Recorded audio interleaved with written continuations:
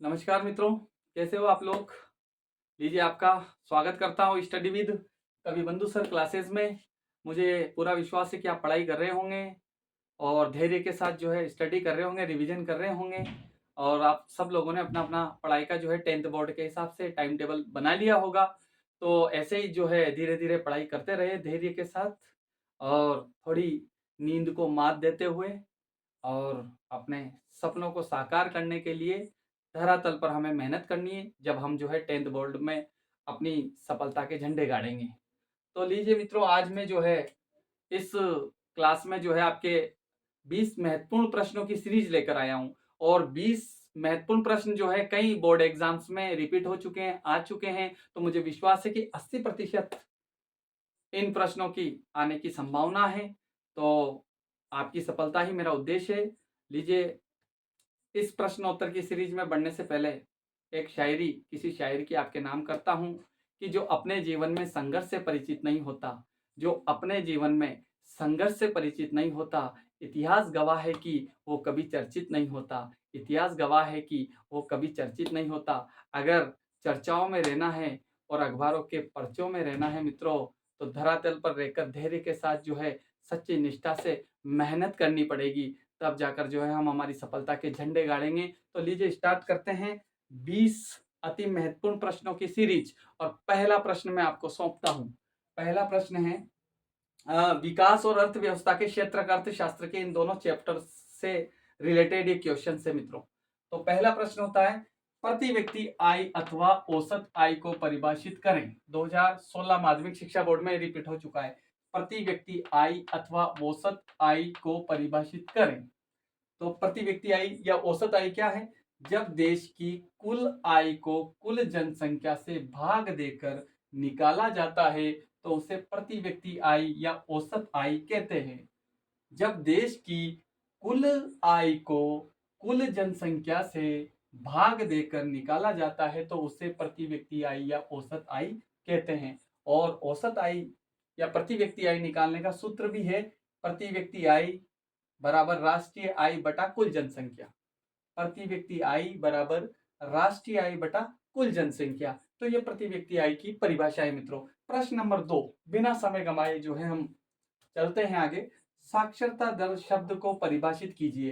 ये CBSE board 2020 में repeat हो चुका है मित्रों क्वेश्चन। 7 वर्ष और उससे ज्यादा आयु के व्यक्तियों में साक्षर जनसंख्या के अनुपात को साक्षरता दर कहते हैं। साक्षरता दर शब्द को परिभाषित कीजिए। 7 वर्ष और उससे ज्यादा आयु के व्यक्तियों में साक्षर जनसंख्या के अनुपात को साक्षरता दर कहते हैं। मित्रों, 7 वर्ष के बच्चे से लगाकर जो है ऊपर तक के जितने भी सज्जन है, युवा है, किशोर है, किशोरियां हैं, ये कितने साक्षर है, इन सबके अनुपात को जो है साक्षरता दर कहा जाता है मित्रों। 7 वर्ष या 7 वर्ष से ऊपर के सज्जन की शिक्षा को कैलकुलेट करके साक्षरता दर निकाली जाती है। क्वेश्चन नंबर 3 मित्रों, बहुत महत्वपूर्ण प्रश्न है। कई बच्चे इस प्रश्न को समझ नहीं पाते हैं, तो चांस से अवसर है समझने का, एक एक कंसेप्ट क्लियर करने का। प्रश्न नंबर 3, धारणीय आर्थिक विकास क्या है? कई बार ये प्रश्न अलग तरीके से भी आता है, धारणीयता से क्या तात्पर्य है? तो प्रश्न कितना ही घुमावदार हो, अगर हमने उसका गहराई से अध्ययन किया है तो हम 100% जो है उसका सही आंसर लिखेंगे। धारणीय आर्थिक विकास क्या है? धारणीय आर्थिक विकास क्या है? वह स्थिति जिसमें आर्थिक विकास तो हो लेकिन पर्यावरण को कोई नुकसान न पहुंचे, धारणीय विकास कहलाता है। या धारणीय, सॉरी मैं यहाँ लिखना भूल गया, धारणीय आर्थिक विकास कहलाता है वह स्थिति जिसमें आर्थिक विकास तो हो लेकिन पर्यावरण को कोई नुकसान न पहुंचे और धारणीय आर्थिक विकास कहलाता है। धारणीय आर्थिक विकास कहलाता है वह स्थिति जिसमें आर्थिक विकास तो हो लेकिन पर्यावरण को कोई नुकसान न पहुंचे, धारणीय आर्थिक विकास कहलाता है। क्वेश्चन नंबर 4, क्वेश्चन नंबर 4 है मित्रों, शरीर द्रव्यमान सूचकांक को कैसे माप सकते हैं? शरीर द्रव्यमान सूचकांक को कैसे माप सकते हैं? तो इसका उत्तर है व्यक्ति के भार को उसकी लंबाई के वर्ग से भाग देकर शरीर द्रव्यमान सूचकांक निकाला जाता है। व्यक्ति के भार को उसकी लंबाई के वर्ग से भाग देकर शरीर द्रव्यमान सूचकांक निकाला जाता है। क्वेश्चन नंबर 5, सार्वजनिक क्षेत्रक किसे कहते हैं? सार्वजनिक क्षेत्रक किसे कहते हैं? तो इसका उत्तर है सार्वजनिक क्षेत्रक वह क्षेत्रक होता है जिस पर सरकार का स्वामित्व, नियंत्रण व प्रबंधन मैनेजमेंट होता है। सार्वजनिक क्षेत्रक जिस पर गवर्नमेंट, जिसका मैनेजमेंट गवर्नमेंट के हाथों में होता है, जिस पर कमांड भी जो है गवर्नमेंट करती है, सरकार करती है, वो सारी सरकारी कंपनीज, सरकारी दफ्तर, सरकारी संस्थान जिन पर सरकार का ही स्वामित्व है, जिनकी स्वामी सरकार ही है और जिन पर कमांड नियंत्रण भी सरकार का ही है, जिनका मैनेजमेंट भी जो है सरकार ही देखती है, वो सारे क्षेत्रक जो है सार्वजनिक क्षेत्रक कहलाते हैं। क्वेश्चन नंबर 6, मौसमी बेरोजगारी क्या है? मौसमी बेरोजगारी क्या है? माध्यमिक शिक्षा बोर्ड 2019 में ये क्वेश्चन रिपीट हो चुका है मित्रों। तो मौसमी बेरोजगारी क्या है? बेरोजगारी की वह स्थिति जिसमें लोगों को पूरे साल काम नहीं मिलता मौसमी बेरोजगारी कहलाती है। बेरोजगारी की वह स्थिति जिसमें 12 महीने में लोग जो है 6-7 महीने काम करते हैं या 8-9 महीने काम करते हैं या 5-6 महीने काम करते हैं, कंटिन्यू उनको जो है 12 महीने जो है पूरे वर्ष जो है काम नहीं मिलता, जॉब नहीं मिलती, तो इसे ही जो है मौसमी बेरोजगारी के नाम से जाना जाता है। और मौसमी बेरोजगारी मित्रों ज्यादातर जो है कृषि क्षेत्रों में देखने को मिलती है।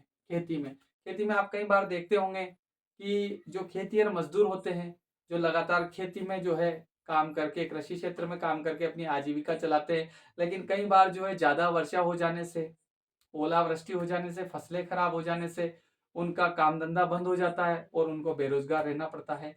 तो मौसमी बेरोजगारी ज्यादातर जो है कृषि के क्षेत्र में देखने को मिलती है। एक बार जो है सारे क्वेश्चंस और आंसर्स की जो है तस्वीर अपने दिमाग में सेट कर लीजिए।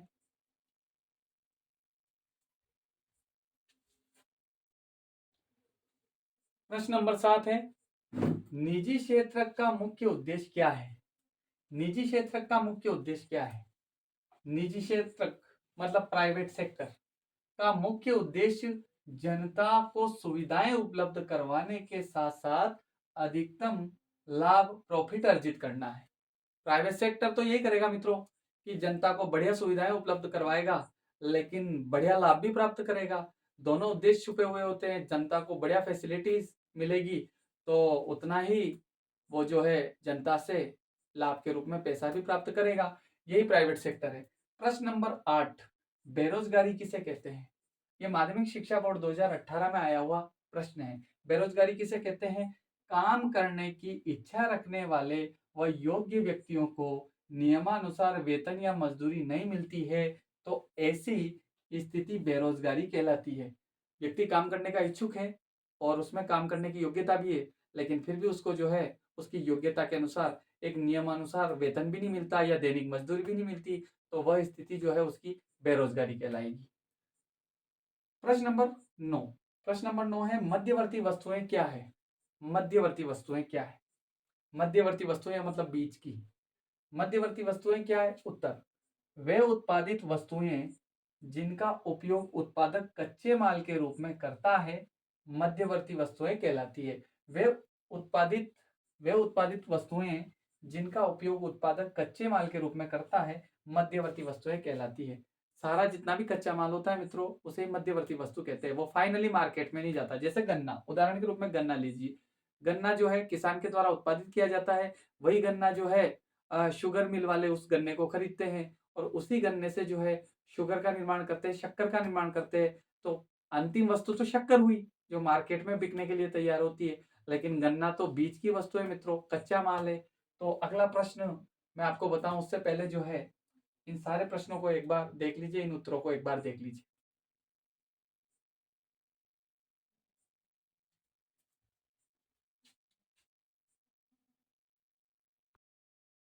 प्रश्न नंबर 10 है, केंद्र सरकार की ओर से करेंसी नोट कौन जारी करता है? केंद्र सरकार की ओर से करेंसी नोट कौन जारी करता है? तो केंद्र सरकार की ओर से करेंसी नोट भारतीय रिजर्व बैंक ऑफ इंडिया जारी करती है। सीबीएसई बोर्ड 2020 में आया हुआ क्वेश्चन है मित्रों कि केंद्र सरकार की ओर से करेंसी नोट कौन जारी करता है? तो करेंसी नोट भारतीय रिजर्व बैंक जारी करती है। ओके, प्रश्न नंबर 11 है समर्थक ऋण आधार क्या है? समर्थक ऋण आधार क्या है? सीबीएसई बोर्ड 2013 में आया हुआ क्वेश्चन है। कर्ज लेने वाला व्यक्ति अपने पास जिस वस्तु या प्रॉपर्टी को कर्ज देने वाले साहूकार, बैंक या कंपनी को धरोहर या आधार के रूप में बताता है तो उसे समर्थक ऋण आधार कहा जाता है। कर्ज लेने वाला व्यक्ति अपने पास जिस वस्तु, प्रॉपर्टी को कर्ज देने वाला कोई भी हो सकता है, साहूकार हो सकता है, कर्ज देने वाली बैंक हो सकती है, कर्ज देने वाली कोई भी फाइनेंस कंपनी होती है, तो उनको धरोहर या आधार के रूप में बताता है, समर्थक ऋण आधार कहलाता है। मित्रों, मान लिया जाए कि आप लोन ले रहे हो या आप किसी से भी कर्ज ले रहे हो, तो कोई भी व्यक्ति जो है आपका दोस्त होगा तो आपके पास कुछ भी प्रॉपर्टी वगैरह कुछ भी नहीं देखेगा और आपको जो है आपके विश्वास के ऊपर जो है आपको कर्ज दे देगा मित्र। लेकिन बैंक है या कोई साहूकार है जिनका परमानेंट काम यही है कि पैसा उधार देना और बदले में इंटरेस्ट लेना, लेकिन वो पहले ये चीज देखेंगे कि जिसे वो पैसा दे रहे हैं उधार, अगर वो व्यक्ति उधार चुका नहीं पाता है तो उसकी कोई वस्तु देखेगा, उसकी प्रॉपर्टी देखेगा, घर देखेगा, रजिस्टर्ड घर देखेगा या उसके घर पर ज्वेलरी देखेगा या फिर हो सकता है उसका कोई कारखाना है या उसके पास कोई छोटी मोटी मशीनरी है तो मशीनरी देखेगा। तभी कोई साहूकार या कोई बैंक जो है या फाइनेंस कंपनी उसे कर्ज देगी, ताकि वो अगर कर्ज नहीं चुका पाता है तो वो साहूकार, वह बैंक या वो फाइनेंस कंपनी उसकी उस वस्तु, प्रॉपर्टी या ज्वेलरी को अपने अधिकार में ले लेगी। समझ गए होंगे मित्रों, वही चीज जो है समर्थक ऋण आधार है। आगे बढ़ते हैं, प्रश्न नंबर 12, मुद्रा को परिभाषित कीजिए। मुद्रा क्या है? करेंसी क्या है? मित्रों, मुद्रा के बिना तो जो है कोई भी आर्थिक क्रिया नहीं हो सकती, कोई भी इकोनॉमिक एक्टिविटीज जो है मुद्रा, नोट, पैसे, धन के बिना नहीं हो सकती। लेकिन समझिए मुद्रा क्या है। ये सिर्फ माध्यमिक शिक्षा बोर्ड 2018 में आया हुआ क्वेश्चन है। मुद्रा वह वैधानिक लीगल वस्तु है जिसका उपयोग सामान्यतः विनिमय माध्यम के रूप में किया जाता है। मुद्रा वह वैधानिक लीगल वस्तु है जिसका उपयोग सामान्यतः विनिमय माध्यम के रूप में किया जाता है। अर्थात हम कोई भी वस्तु का लेन देन करते हैं तो लेन देन के बदले जो हम नोट, पैसा, धन देते हैं वही मुद्रा कहलाती है, जिसको रिजर्व बैंक ऑफ इंडिया जारी करती है। प्रश्न नंबर 13 है मित्रों, मांग जमा क्या है? मांग जमा क्या है? ये मुद्रा और साख से रिलेटेड क्वेश्चन है, चैप्टर नंबर 3 अर्थशास्त्र, इकोनॉमिक्स। मांग जमा क्या है? उत्तर, जब बैंक खातों जमा धन को ग्राहक द्वारा मांग के अनुसार निकाला जाता है, जब बैंक खातों से जब बैंक खातों से जब बैंक खातों से जब बैंक खातों से जमा धन को ग्राहक द्वारा मांग के अनुसार निकाला जाता है तो उसे मांग जमा कहते हैं। मान लिया जाए मित्रों कि आपने किसी भी बैंक में, पंजाब नेशनल बैंक या स्टेट बैंक ऑफ इंडिया में कोई खाता खुलवा रखा है और वहां आपने 10,000 रुपये जमा कर दिए। 10,000 रुपये में से आपको मान लो 5,000 रुपये की जरूरत पड़ी तो आपने उसी जमा धन में से 5,000 रुपये निकलवा लिए, या आपको 2,000 रुपये की जब भी जरूरत पड़ी तो उन्हीं 10,000 रुपये में से आपने जो है 2,000 रुपये आपकी आवश्यकता अनुसार निकलवा लिए। तो वो जो 10,000 रुपये आपके सेविंग अकाउंट में रखे हुए हैं वही मांग जमा है, जब आपकी जरूरत पड़ी आपने निकलवा लिए, तो इसे ही मांग जमा कहेंगे मित्रों। आगे बढ़ते हैं अगले क्वेश्चन पर। उससे पहले आप एक बार जो है अपने दिमाग में इस पूरी क्वेश्चन सीरीज की तस्वीर खींच लीजिए।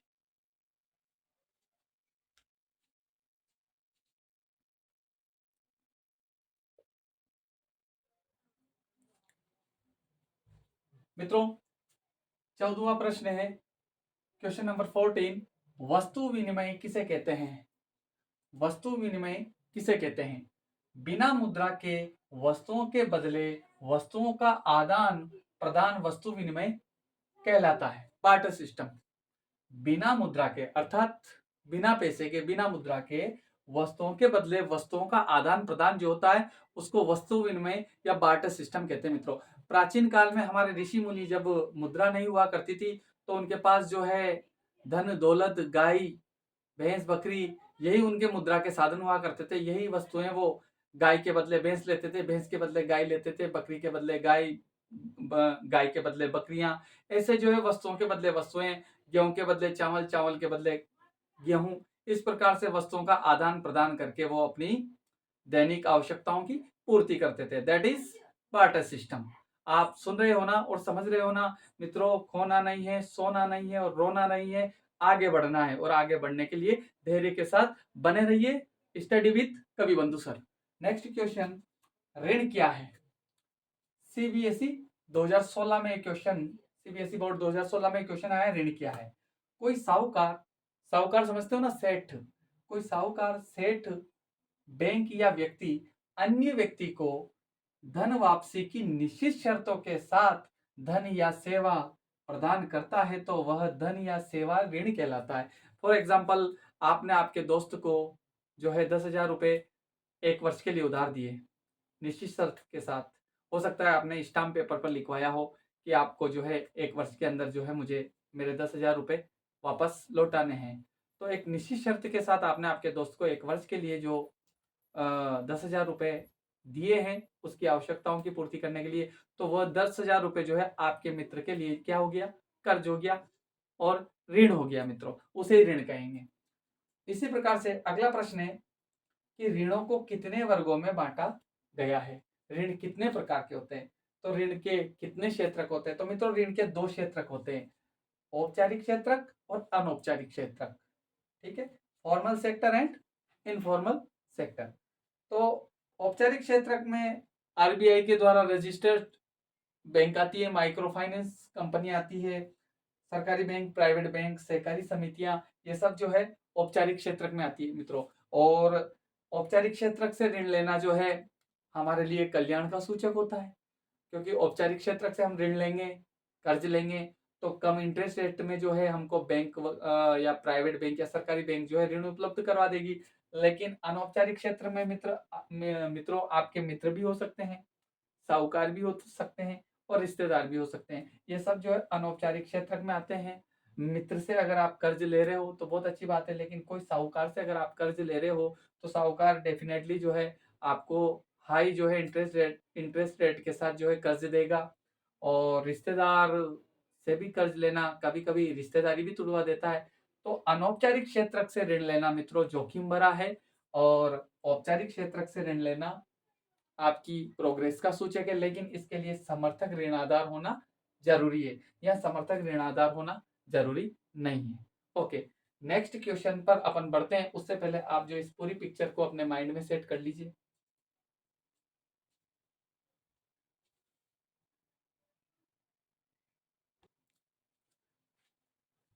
मित्रों लगभग कंटिन्यू क्वेश्चन सीरीज को आपने आपके दिमाग में सेट कर लिया होगा। Next question is 17। प्रश्न नंबर 17 है, बहुराष्ट्रीय कंपनी क्या है? What is multinational companies? बहुराष्ट्रीय कंपनी क्या है? वह कंपनी जो एक से अधिक देशों में अपना उत्पादन या व्यापार करती है बहुराष्ट्रीय कंपनी कहलाती है। मान लीजिए मित्रों आपने एक कंपनी खोली है और वह कंपनी हमारे भारत देश से जो है बाहर भी अपना उत्पादन कर रही है। आपने अपनी कंपनी के जो पंख जो है अपने भारत देश की सीमाओं से बाहर भी जो है फैला लिए हैं, अन्य देशों में भी आपकी कंपनी व्यापार और उत्पादन कर रही है। तो इसका मतलब आपकी जो कंपनी है वो बहुराष्ट्रीय कंपनी बन चुकी है, क्योंकि एक राष्ट्र की जगह यार बहुत सारे राष्ट्रों में आप उत्पादन कर रहे हैं तो आपकी कंपनी बहुराष्ट्रीय कंपनी कहलाएगी। मित्रों शेयर करते रहें, लाइक करते रहें, कमेंट भी करते रहें। आपका साथ विश्वास मेरी ऊर्जा है और इस ऊर्जा को बनाए रखिए। सोना नहीं है, रोना नहीं है, खोना नहीं है। जो चलेंगे वही गिरेंगे और जो गिरेंगे वही उठ करके जो है अपने सफलता के झंडे गाड़ेंगे। नेक्स्ट क्वेश्चन, क्वेश्चन नंबर 18, उदारीकरण क्या है? उदारीकरण क्या है मित्रों? सरकार के द्वारा आर्थिक अथवा व्यापारिक क्षेत्र में कठोर नियमों या प्रतिबंधों बाउंडेशन हटाने की प्रक्रिया को उदारीकरण कहा जाता है। अर्थात व्यापार संबंधित आर्थिक नियमों संबंधित जो सरकार का ढीलापन है जो विनम्रता है, कठोर नियमों को जो सरकार के द्वारा हटाया जाता है, इसी प्रक्रिया को उदारीकरण कहा जाता है। सरकार थोड़ी उदार हो जाती है, विनम्र हो जाती है कि आओ भैया आओ, विदेशी कंपनी वाले भी आओ और भारत के उद्योगपतियों तुम भी जो है आराम से अपना उत्पादन करो और भारत को जो है ऊंचाइयों तक ले जाओ। इस प्रकार का सरकार का ये रवैया जो है उदारीकरण कहलाता है। मित्रों, ये 18वां प्रश्न था। प्रश्न नंबर 19, हम क्वेश्चन 20 की सीरीज पर बढ़ रहे हैं। प्रश्न नंबर 19, व्यापार अवरोधक क्या है? व्यापार अवरोधक क्या है? सीबीएसई बोर्ड 2015 में क्वेश्चन आया है मित्रों कि देशों के आपसी आयात निर्यात पर लगने वाले प्रतिबंधों को व्यापार अवरोधक कहा जाता है। कुल मिलाकर जब देश आपस में व्यापार करते हैं, माल का आयात करते हैं, निर्यात करते हैं, इनकमिंग होती है, आउटगोइंग होती है, तो बीच बीच में सरकारें जो उंगली करती है ना, उसी उंगली को, उन्हीं कठोर कानूनों को, उन्हीं बाउंडेशंस को जो है व्यापार अवरोधक कहा जाता है। आप समझ रहे होंगे। ठीक है, बने रहिए स्टडी विद कवि बंधु सर के साथ और आनंद के साथ, धैर्य के साथ पढ़ना है मित्रों। आखिरी क्वेश्चन मित्रों, इस प्रश्नोत्तरी का आखिरी क्वेश्चन, अंतिम पड़ाव, वैश्वीकरण क्या है? वैश्वीकरण बार बार पढ़ने के बाद भी कई बच्चे जो है, कई स्टूडेंट जो है नहीं समझ पाते हैं, लेकिन बड़ी सरलतम भाषा में जो है वैश्वीकरण का अर्थ आपके बीच में प्रस्तुत किया जा रहा है। वैश्वीकरण क्या है, ये भी करते रहे। वैश्वीकरण क्या है? उत्तर, विश्व के विभिन्न देशों के मध्य आर्थिक, सांस्कृतिक, राजनीतिक जुड़ाव की प्रक्रिया को वैश्वीकरण कहते हैं। कुल मिलाकर के वसुदैव कुटुंबकम की भावना, सारे विश्व के देशों का आपस में व्यापार को लेकर, आर्थिक गतिविधियों को लेकर, इकोनॉमिक एक्टिविटीज को लेकर के आपस में जुड़ जाना। मतलब पता ही नहीं लगता है कि आज अमेरिका भारत से दूर है कि भारत अमेरिका से दूर है। सारे देशों का आपस में जुड़ जाना और मिलकर के व्यापार करना, यही जो है वैश्वीकरण कहलाता है। विश्व के देशों का आपस में जुड़ना वैश्वीकरण कहलाता है। और जुड़ने के लिए व्यापार या आर्थिक क्रियाएं, प्राथमिक क्रियाएं होती है। उसके बाद सांस्कृतिक जुड़ाव भी होता है, राजनीतिक जुड़ाव भी होता है। एक आदमी, भारत का व्यक्ति अमेरिका जाएगा या इंग्लैंड जाएगा तो वो अपने धंधे के साथ साथ अपनी संस्कृति तो लेकर जाएगी सही। तो पहले आर्थिक जुड़ाव होगा, धंधे के हिसाब से गया, फिर उसके बाद सांस्कृतिक जुड़ाव होगा, उसके बाद हो सकता है वो वहीं शादी वादी कर ले, अपना परिवार वहीं बसा ले। तो मित्रों, ये 20 प्रश्न आपके संपन्न हुए और मुझे विश्वास है कि 20 प्रश्न जो है आपके आपके बोर्ड एग्जाम में मील का पत्थर साबित होंगे। ऐसी ही क्वेश्चन सीरीज लेकर मैं बीच बीच में आपके बीच आया करूंगा और मन लगाकर पढ़ते रहिए। Best of luck. Thank you so much. शुभ रात्रि।